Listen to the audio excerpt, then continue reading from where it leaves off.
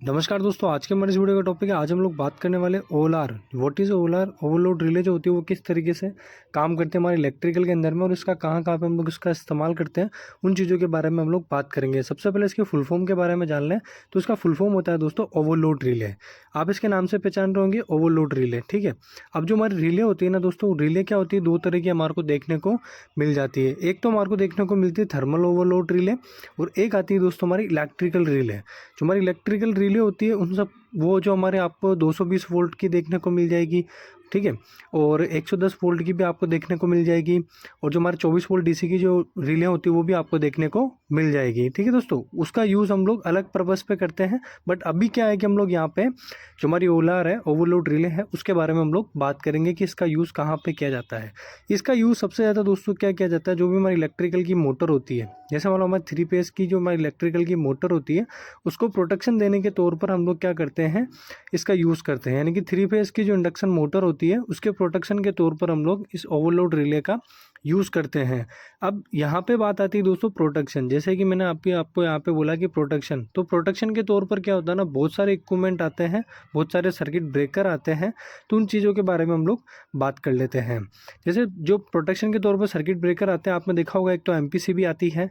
MPCB के बाद में हमारे उसमें डीएमपीआर आता है, एक जो डिजिटल मोटर प्रोटेक्शन रिले होती है। उसके बाद में दोस्तों हमारे क्या है कि जो फेज सीक्वेंस रिले होती है वो भी हमारे को देखने को मिल जाती है। तो इन सब का क्या है कि एक एप्लीकेशन के तौर पर हम लोग यूज़ करते हैं। क्यों?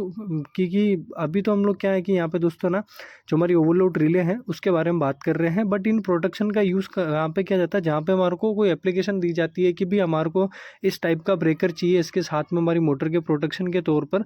तो हम लोग वहाँ पे अलग अलग तरीके के जो सर्किट ब्रेकर है हम लोग उनका वहाँ पे यूज़ करते हैं। अभी क्या है दोस्तों, हम लोग ना ओएलआर के बारे में बात करेंगे। जो ओवरलोड रिले होती है वो किस तरीके से दिखाई देती है और उसका क्या पर्पज़ होता है। मैंने एक छोटा सा एक डायग्राम बनाया हुआ है हमारी ओवरलोड रिले का। तो आप इस चीज़ को देखिए, जिससे क्या है कि आपका सारा डाउट जो होगा ना दोस्तों, वो सारा डाउट क्या आपका ख़त्म हो जाएगा कि किस तरीके से काम करती है। अब जैसे मान लो दोस्त, यहाँ पे मैंने L1 L2 L3 लिखा हुआ। आप जो ये नोब देख रहे होंगे ना, ये नोब क्या है दोस्तों, हमारे कॉपर की बनी हुई होती है। जो हमारा कॉपर होता है उसकी नोब बनी हुई होती है। और ये जो तीनों नोब है L1 L2 L3, ये जो हमारा कॉन्टेक्टर होता है उसके आउटपुट में लगाई जाती है। और ये नीचे आपको दिख रहा होगा T1 T2 T3। इससे क्या आएगी दोस्तों, जो ओएलआर से जो आउटपुट निकलेगा, जो हमारी मोटर होगी, उस मोटर के इनपुट पे चला जाएगा। यानी कि मोटर का जो कनेक्शन बॉक्स है वहाँ पे ही हमारी पावर सप्लाई वहाँ तक पहुँच जाएगी। अगर हम इसको चालू करते हैं कॉन्टेक्टर को, तो इससे क्या है कि हमारी जो मोटर है वो वहाँ पे रन करना चालू कर देगी। तो कुछ इस तरीके से दोस्तों क्या है कि हमारी ओएलआर काम करती है। अब इसमें कुछ पॉइंट्स होते हैं, आप उस चीज़ को देखिए। यहाँ पे 97 98 लिखा हुआ है, जो हमारा एक एनो टर्मिनल होता है। ठीक है दोस्तों। और इसके बाद में दोस्तों हम आपको यहाँ पे दिख रहा होगा 95 और 96। 95 और 96 जो होता है वो हमारा एक एनसी टर्मिनल होता है। इन दोनों का क्या क्या काम होता है उस चीज़ के बारे में हम लोग बात करेंगे।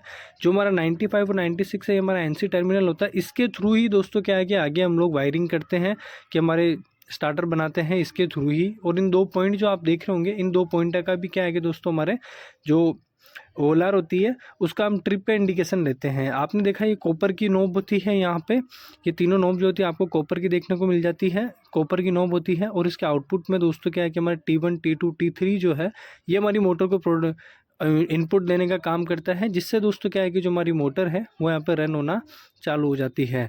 अभी हम लोग क्या है कि ये 97 98 जो होता है, ये हमारा एक एनो टर्मिनल होता है। ये किस तरीके से काम करता है आप उस चीज़ को समझिएगा। जो हमारा, और ये जो दोस्तों ये पॉइंट है हमारा 95 और 96 जो होता है, ये हमारा एक एनसी टर्मिनल होता है। ये किस तरीके से वर्क करता है उस चीज़ के बारे में हम लोग बात करेंगे। जो हमारा 97 वाला टर्मिनल है, हम लोग क्या करते हैं, ये हमारे को ट्रिप का इंडिकेशन होता है ना दोस्तों, कि भाई हमारे को पैनल के ऊपर में ट्रिप का इंडिकेशन चाहिए।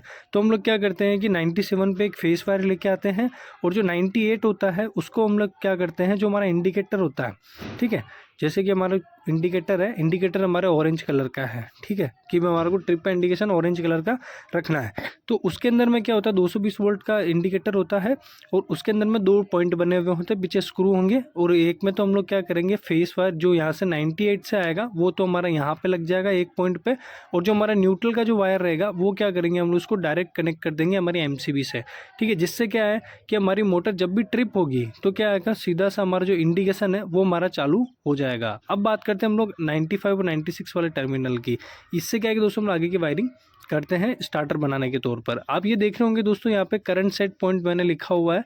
ये इससे क्या है कि हमारी जैसे मान लो मोटर है वो हमारी 10 एम्पेयर की है, ठीक है, हमारी मोटर 10 एम्पेयर की और हमने ओएलआर भी लगा रखी है 10 एम्पेयर तक की। भी हमारे को 10 एम्पेयर तक का ही करंट इसमें चाहिए। ऐसे 6 एम्पेयर से चालू होके 10 एम्पेयर तक की हम लोग करंट को सेट कर सकते हैं इसके अंदर में।